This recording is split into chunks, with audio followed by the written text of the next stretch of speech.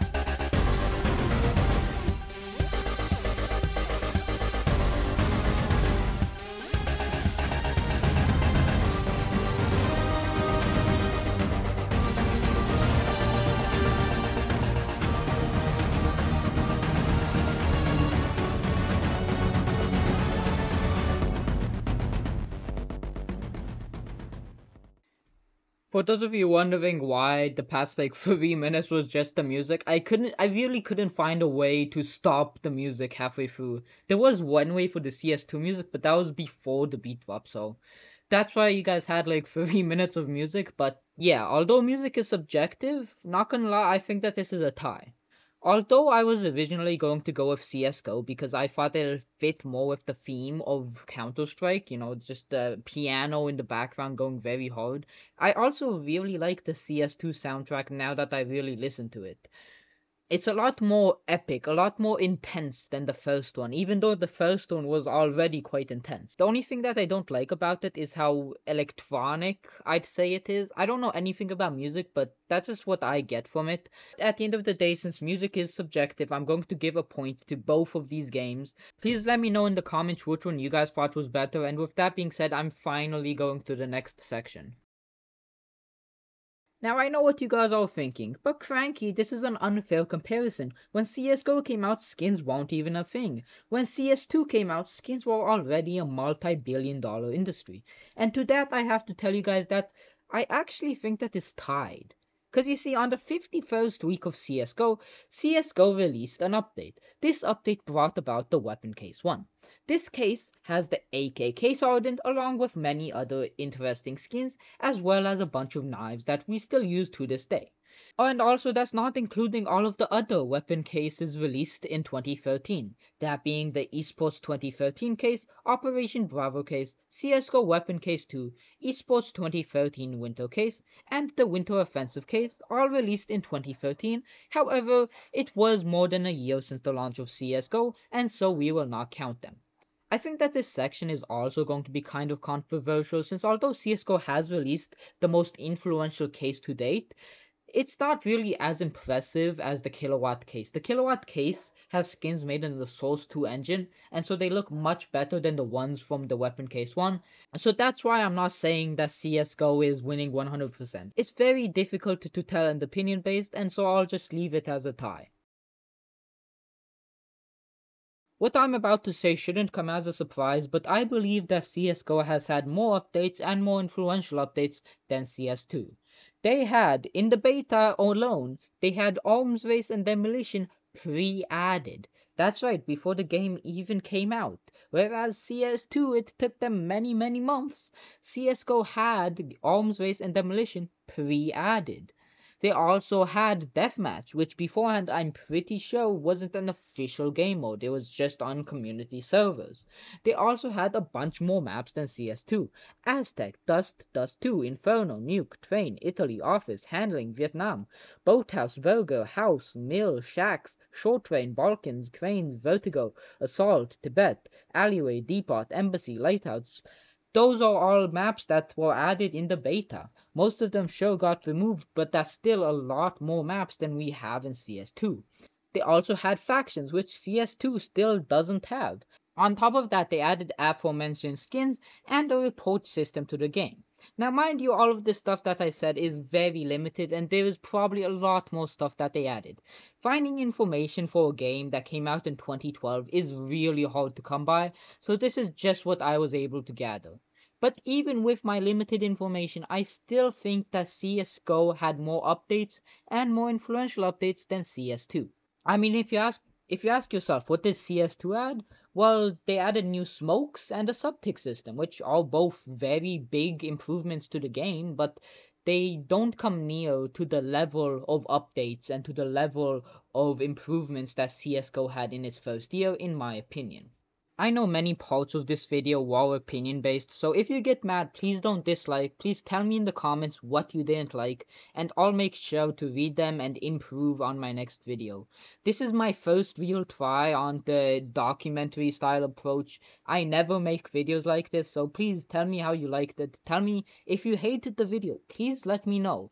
Please don't just dislike and move on with your life, please tell me what I did wrong and tell me how I can improve. I would love to hear your comment.